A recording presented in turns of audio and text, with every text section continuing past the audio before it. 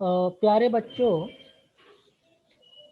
कल हम लोगों ने मिर्ज़ा मोहम्मद रफ़ी सौदा के मशहूर ज़माना क़सीदे शहर आशूब के बारे में कुछ बात की थी। हम उसकी क़िरात कर रहे हैं और उस क़सीदे में सौदा ने शहर दिल्ली की जो कैफ़ियतें लिखी हैं और बाशिंदगाने दिल्ली के सरों पर जो क़यामत गुज़र रही है उसका नक्शा खींचा है। ऐसा नहीं है कि उस दौर में जबकि सौदा ने ये क़सीदा लिखा था, ये शहर आशूब लिखा था, कुछ लोग बहुत ऐशो सरमस्ती की हालत में रहे हों, ऐसा कतई नहीं है।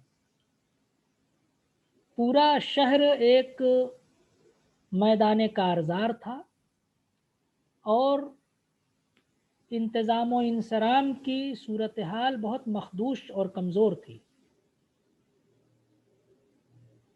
शहर आशूब कहते ही हैं ऐसी नज़्म को जिसमें किसी शहर या मुल्क की इक़्तिसादी या समाजी बेचैनी का तज़किरा हो या शहर के मुख्तलिफ तबकों की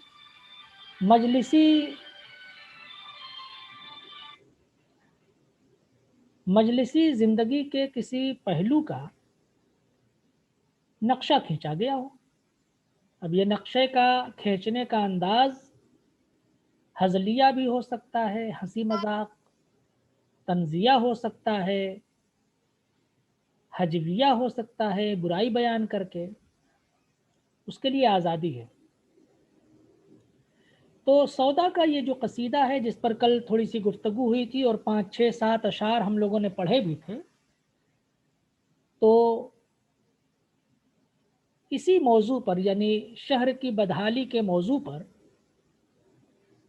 तकरीबन 96 अशार पर मुश्तमिल ये क़सीदा लिखा था। उसका मतला हम सबको याद होना चाहिए। अब सामने मेरे जो कोई पीरो जवां है, दावा न करे ये कि मेरे मुंह में ज़बां है। इस क़सीदे में सौदा ने अपने दौर की सियासी और माशी बदहाली की और अखलाक़ी बेराहरवी की पूरी तारीख़ महफूज कर दी है। किसी भी शहर में पेशे की हैसियत से या रोज़ी रोटी कमाने के ज़रिए के या वसीले के तौर पर मुलाज़मत होती है, कारोबार होता है, कारोबार की बड़ी सारी किस्में होती हैं। अहद मुग़लिया में मुसाहिबत भी एक पेशा था। मुसाहिबत यानी किसी किसी दरबार से किसी अमीर या किसी बादशाह या किसी बड़े आदमी, किसी नवाब के दरबार से जुड़ जाना और उनको इंटरटेनमेंट करना, उनके दोस्तों के हलक़े में शामिल हो जाना, मुसाहबत है ये। तो ये एक बाकायदा उस दौर में एक पेशा बन गया था। कभी कोई शायर या अदीब किसी बादशाह के दरबार से मुंसलिक है, कुछ बात बनी बिगड़ी, दूसरी जगह चला गया और उसकी मुसाहबत में रहा। मुसाहबत वाला वो वाक़या आप लोगों ने आब हयात में पढ़ा होगा, पढ़ना चाहिए उसको, कि किस तरह से मीर तक़ी मीर साहब नवाब आसफ़ुद्दौला के मुसाहबत में थे। नवाब मछलियों के शिकार में या मछलियों के खेल में मसरूफ़ थे और मीर तक़ी मीर से गज़ल सुनाने की फरमाइश कर रहे थे।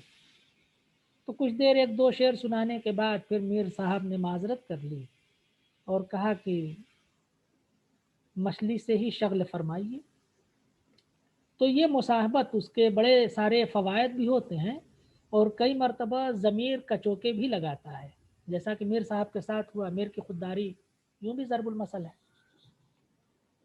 तो मुसाहिबत के अलावा तबाबत, हकीमी, डॉक्टर, तिब, तजारत, زراعت، کھیتی، کسان، شاعری، ملائی، کتابت.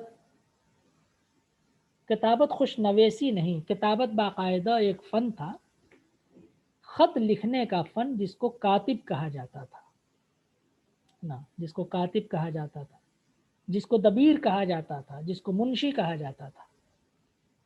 اس کے علاوہ خطابت ایک پیشہ ہے، بہت سارے لوگ اس پیشے سے وابستہ تھے.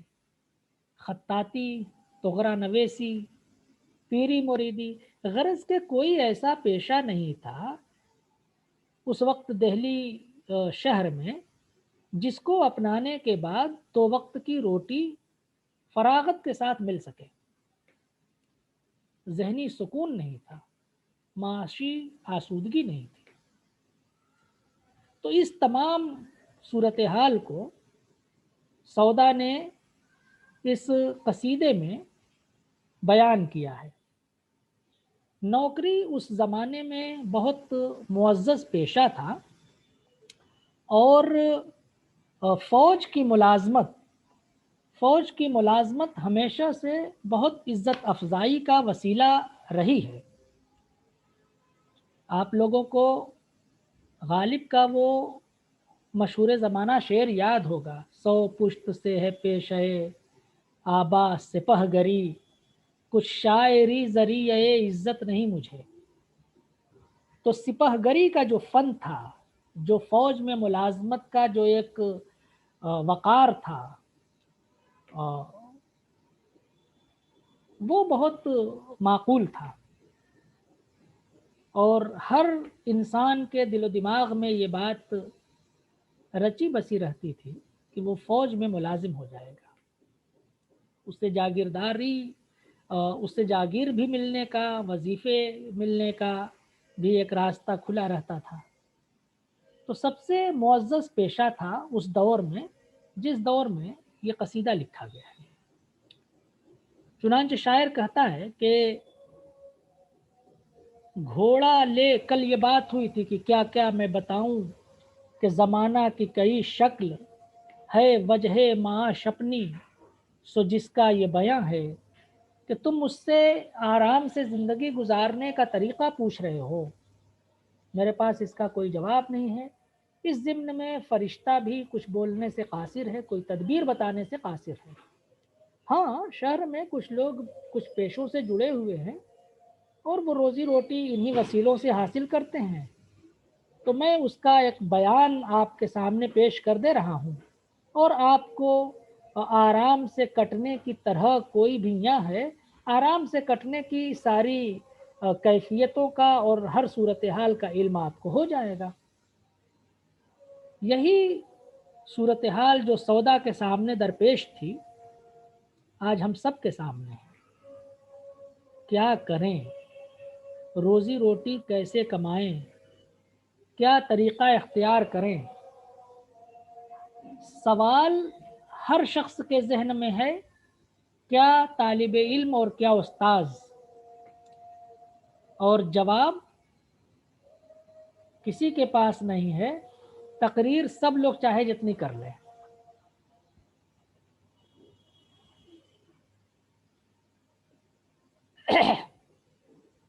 جواب کسی کے پاس نہیں ہے، تقریر سب لوگ چاہے جتنی کر لیں.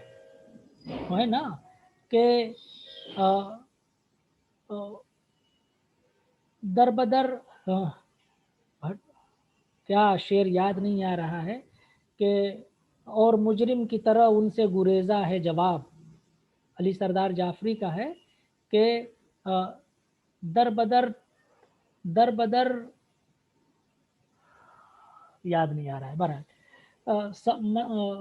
مفہوم یہ تھا کہ در بدر ٹھوکریں کھاتے ہوئے پھرتے ہیں سوال، در بدر ٹھوکریں کھاتے ہوئے پھرتے ہیں سوال، اور مجرم کی طرح ان سے گریزہ ہے جواب. تو جو ہمارے اور آپ کے ذہن میں سوالات گردش کر رہے ہیں، یہ ٹھوکریں کھا رہے ہیں، ان کو کوئی ٹھکانہ نہیں مل رہا ہے، اور جواب جو ہے مجرم کی طرح بھاگ رہا ہے، جواب ہے نہیں کسی کے پاس. ٹھیک ہے نا؟ تو یہی کچھ صورتحال، جس طرح کی ذہنی کیفیت سے اس وقت ہم لوگ دو چار ہیں، کچھ یہی یا اس سے بھی بدترین صورتحال باشندگان دہلی کے सामने थी और वो उससे नबरदाज़मा थे। उन हालात में मिर्ज़ा मोहम्मद रफ़ी सौदा ने शहर आशोब नाम की ये नज़्म लिखी और उसमें जो ये कसीदा हम लोग पढ़ रहे हैं ये एक तरह से मुलख्खस है, ये उसका कुछ हिस्सा है। पूरा कसीदा 96 अशार पर मुश्तमिल है, हम लोगों को शायद उसका आधा पढ़ना होगा, तो यही निसाब में शामिल है। तो शायर ने ये कहा था कि क्या क्या मैं बताऊं कि ज़माना की कई शक्ल है, वजह माश अपनी सो जिसका ये बयां है। और यहाँ से शुरू कर रहा है, गौर कीजिएगा कि घोड़ा ले अगर नौकरी करते हैं किसों की, तनख्वाह का फिर आलमे बाला पे निशां है।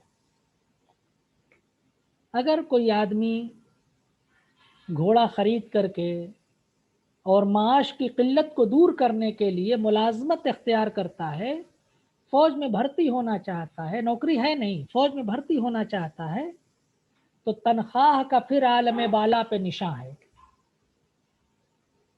तनख्वाह यानी जो महीना मुकम्मल होने के बाद उसको उजरत मिलती है, उसका निशान आलम बाला पर है, आसमान में है। नहीं कहते हम लोग कि अब ऊपर चल करके देना ही पड़ेगा, ऊपर चल के ले लेंगे।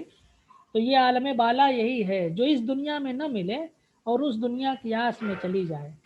तो शायर कहता है कि तनख्वाह का फिर आलम बाला पे निशान है, यानी नौकरी तो कर लोगे, तनख्वाह नहीं मिलेगी।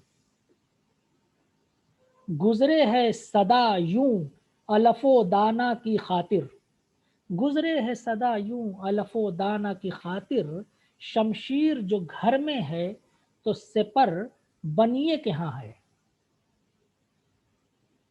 अलफ घास भूसा जो घोड़ा खाता है, और दाना जो इंसान खाता है, वो जो नौकरी करने वाला जो फौजी होगा वो।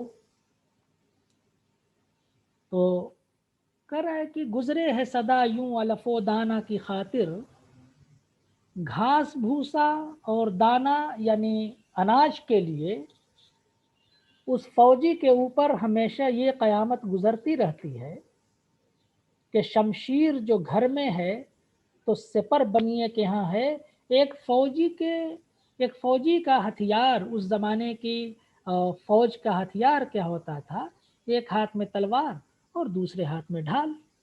तो तलवार और ढाल ये दो बड़े हथियार थे जो दर हकीकत उस फौजी की पहचान थे, जो शनाख्त थे, जो उसका बहुत मजबूत जाविया था उसके उसके पेशे का। तो शायर कहता है कि घास भूसा और दाने की खातिर तलवार घर में रखी है और ढाल जो है वो बनिए के यहाँ रखी हुई है, गिरवी रखी है, घास और भूसे का इंतज़ाम किया है। तो इस तरह से सूरत हाल ये है कि मुलाजमत नहीं है। मुलाजमत अगर अपना घोड़ा इस्तेमाल करके आप कर भी लेते हैं तो तनख्वाह नहीं मिलती है, और तनख्वाह न मिलने की वजह से और दुनियावी इज़्ज़त व वक़ार का वो जो एक खोल है, जो एक मसनूई ज़िंदगी है, जो एक झूठी शान है, उसको बाकी रखने के लिए आप अपने पैसे से ही घास भूसा खाते हैं, घास भूसे का इंतज़ाम करते हैं, बनिया के यहाँ से ले आते हैं, और नतीजे के तौर पर बनिया मुफ्त में तो देता नहीं, तो आपने अपनी ढाल उसके पास गिरवी रख ली है।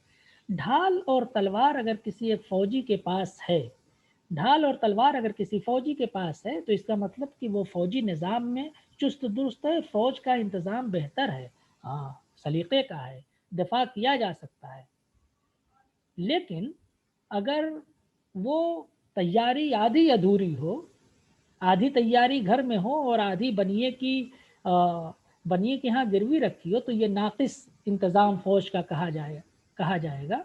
और उसी की तरफ मिर्ज़ा मोहम्मद रफ़ी सौदा इशारा कर रहे हैं कि अ, गुज़रे है सदा यूं अलफ़ व दाना की खातिर, शमशीर जो घर में तो सिपर बनिए के यहाँ है। और आगे कहता है शायर कि साबित है जो दगला तो नहीं मौजू में कुछ हाल, साबित है जो दगला तो नहीं मौजों में कुछ हाल, तीरों में है परगिरी तो बेचिल्ला कमा है। तीर और कमान दो मजीद हथियार कमादार के पास होता है। تیروں میں ہے پرگیری تو بے چلہ کما ہے. شاعر کہہ رہا ہے ثابت ہے جو دگلا.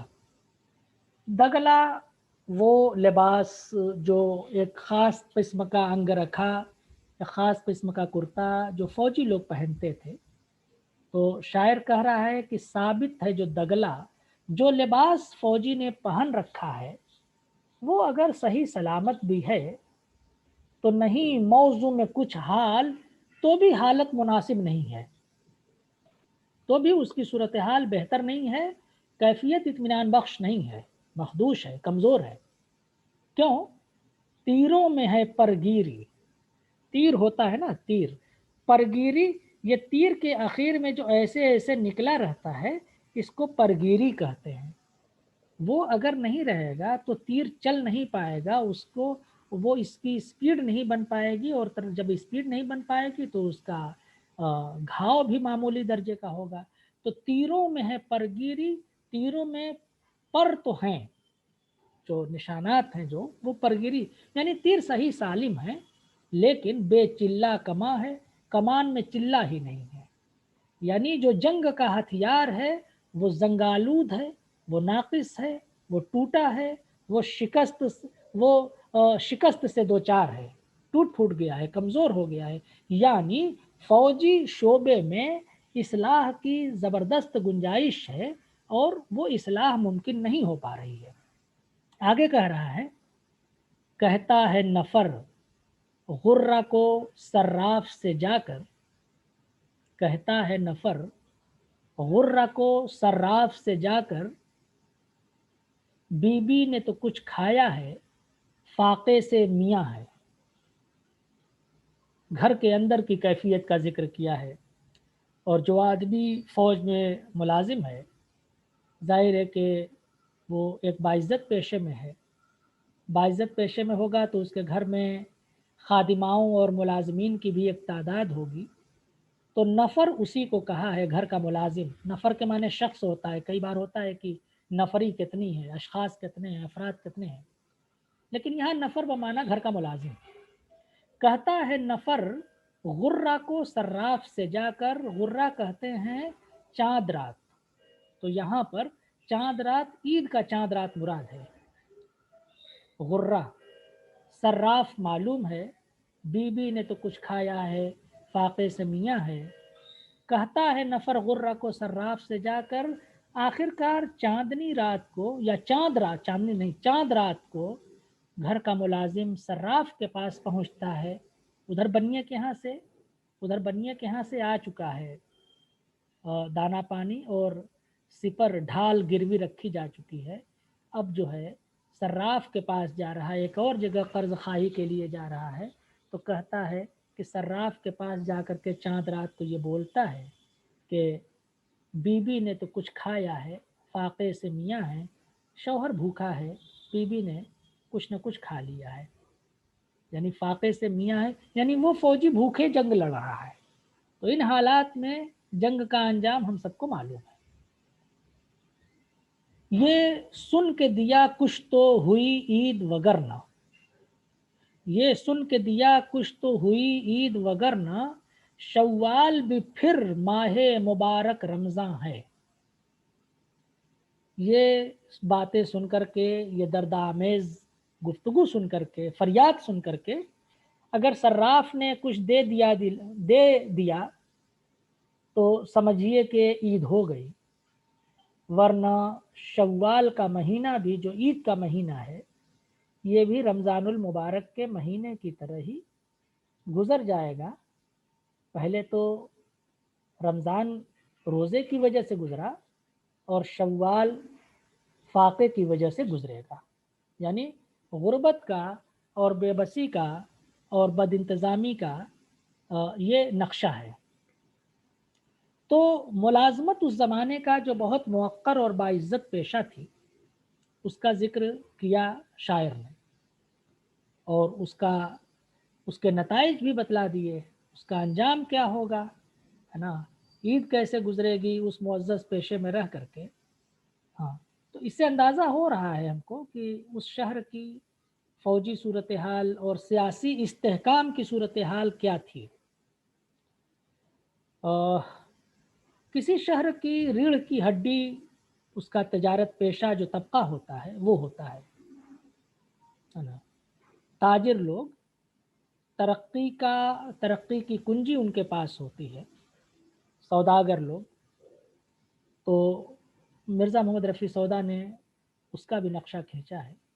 सौदा के तखल्लुस के पीछे एक रिवायत ये भी है कि चूँकि उनके आबा व अजदाद सौदागरी करते थे और उस रियायत से सौदा ने अपना ये तखल्लुस रखा है।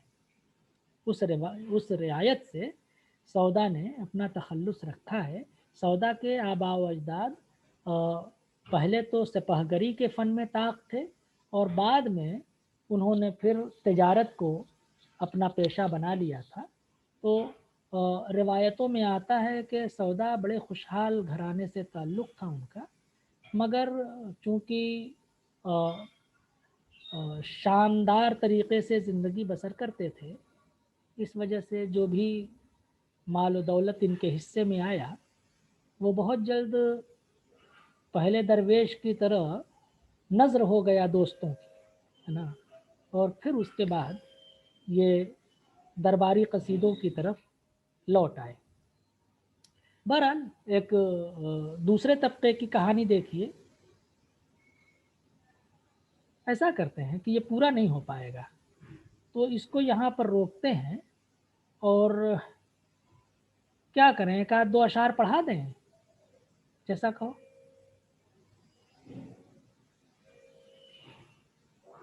जी सर, पढ़ा दो। अब सौदागरी का जिक्र आता है। सौदागरी एक दूसरा पेशा है जो बहुत मुअज़्ज़ज़ है और बहुत एहतराम से हर आदमी की ख्वाहिश होती है कि वो ताजिर बने।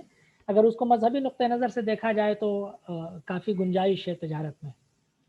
सौदागरी कीजिए तो है उसमें ये मुशक्क़त, दक्खिन में बिके वो जो खरीदे सफ़हा है।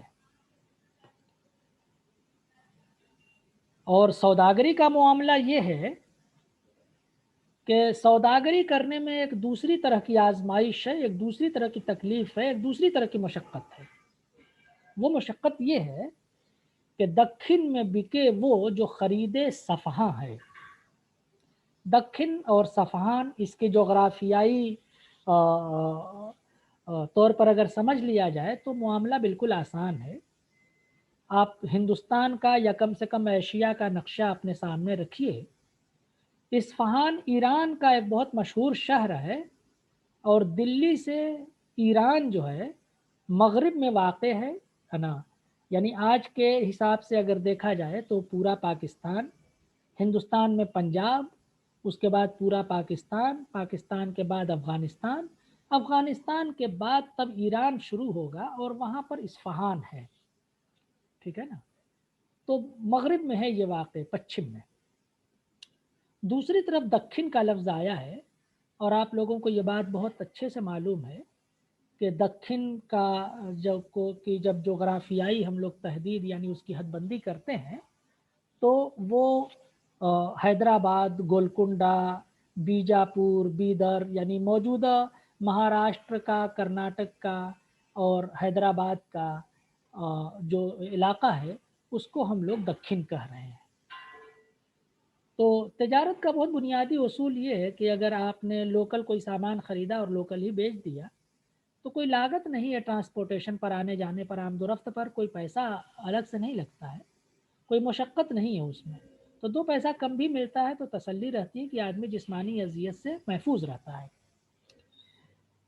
दिल्ली में बैठा हुआ ताजिर सामान इस्फ़हान यानी ईरान से मंगवा रहा है, उसकी खपत दिल्ली में नहीं है, उसकी खपत दिल्ली में नहीं है और उसको जो है वो दक्षिण में बेचना चाह रहा है, उसको गोलकुंडा और हैदराबाद में बेचना चाह रहा है, जो बज़ाते खुद बहुत दूर है। यानी मगरिब से सामान आता है और जनूबी हिंदुस्तान में पहुंचता है तो आपको अंदाज़ा लगा लेना चाहिए कि लागत किस कदर आएगी और घाटे का क्या एक तनासुब होगा। तो उसी उसी मशक्क़त की तरफ शायर इशारा कर रहा है। सौदागरी कीजिए तो उसमें है ये मशक्क़त, दक्षिण में बिके वो जो ख़रीदे सफ़ा है। اور اگر سوداگری کا من بنائیے تو اس میں یہ دقت ہے کہ جو اصفہان سے خریدا گیا مال ہے وہ جنوبی ہندوستان میں بکے گا، وہ دلی میں اس کا کوئی خریدار نہیں ہے۔ تو اس طرح سے ایک جگہ سے منگانے سے دوسری جگہ بھیجنے سے ظاہر ہے کہ آزمائش ہے، رقم پھنسی رہتی ہے اور نقصان بالکل سامنے نظر آتا ہے۔